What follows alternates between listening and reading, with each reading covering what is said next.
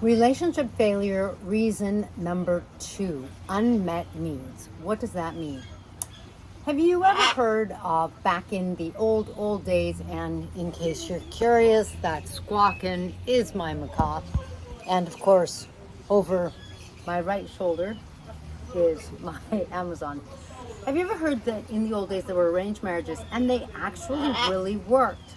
One reason they really worked is because although the people didn't know each other and they didn't get married because they were in love, the matchmaker made sure to match the needs of what both families wanted.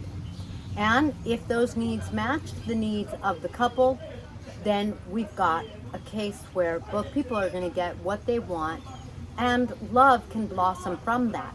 Love can blossom anywhere, but it's very difficult when we have unmet needs. Hey guys, I'm Kaylin. I have been a teacher of spirituality for 20 years. I've written books.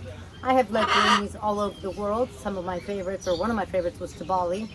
I lead meditation groups, coaching groups, that kind of thing. Today we're talking about why relationships fail, so that you're going to hopefully want a spiritual partnership, not just a relationship. And today's focus, the second reason, most common reason relationships fail, unmet needs. What does that mean? When relationships come together, inevitably, just like a business, there is a contract at play. Now, in a business, the contract is written out, both parties go over it, maybe their lawyers go over it, they make any adjustments before both parties sign. And then, of course, if something's violated, the contract can become nullified and one party can sue the other because now the agreement has been broken. When it comes to relationships, we have something similar, except it isn't a written contract, but it is that there is a set of, I like to call it, elements at play. And just like elements in chemistry, those elements determine what can come out of the relationship and what cannot. Sometimes I also call them agreements. Agreements wherein, let's say initially two people come together and let's say they agree that partying in life and just having fun is fantastic. And then they get into a deeper relationship, but when one of them still wants to party and the other doesn't, the agreements, they're not working. And the one that wants to move on and save money and their priorities change. They want to have a family, they want to go on family vacations, and the other one's like, we were partiers. And I actually know someone who had this happen. Now the agreements don't match. The element that initially went into the relationship was party, not something common, and it wasn't based on either person's needs within a relationship. That means that the chemistry didn't work out and kablooey. The marriage did in fact end. One of them having to pay alimony. It just isn't that weird when you think about the fact that if I wanted to make a cake and instead of going to the grocery store to get the ingredients, I went to the hardware store, you can see how I needed to buy flour and sugar, but I bought nails and a hammer, and that just isn't going to work out. It doesn't matter how much I want it to work out. The needs, the requirements to bake a cake aren't being met.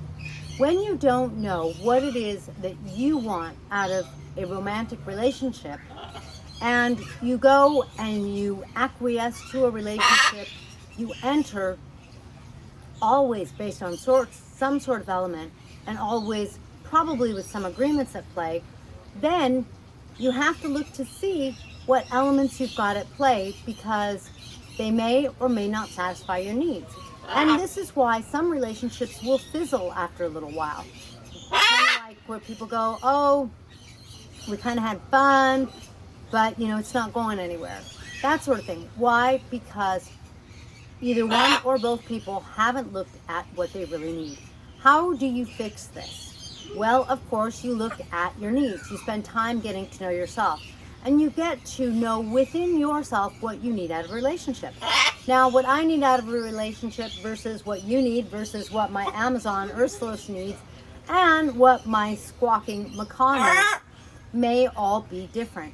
So one of the things that's so cool about relationships in this universe is that they can meet whatever needs suit the couple that comes together. So make sure you know your needs, because there isn't a, this is what relationships should be, X, Y, and Z. It should always have these are everybody's needs. It's not like that. There are generalities. People need a place where they have someone who loves them, where it maybe becomes like a confidant, where they have someone they can share their dreams with so the dreams can be built together. That's pretty common, but it isn't a requirement for all relationships. So look to see. Sometimes some people have deeper needs and some people don't have as deep of a needs. Sometimes they just don't know what their deeper needs are. And when needs change and come out later on, that can be problematic too. But no matter what, you have to know what your needs are as you spend that time getting to know yourself, and you know what it is that you do want out of a relationship, what you need out of love. Do you need something long-term, something short-term? Do you need to have a family? Do you need to not have children? Do you need to be able to work? Do you need to be able to share more time in a family with your partner? Different people, different strokes, different folks, right? Different people are going to really be fulfilled with different things. Get to know what you need so that you know what to bring to your contract, so that you are, so to speak, only signing successful contracts.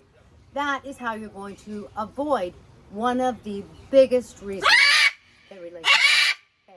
Thanks for joining me in this ever-growingly squawky video. I'll catch you next time.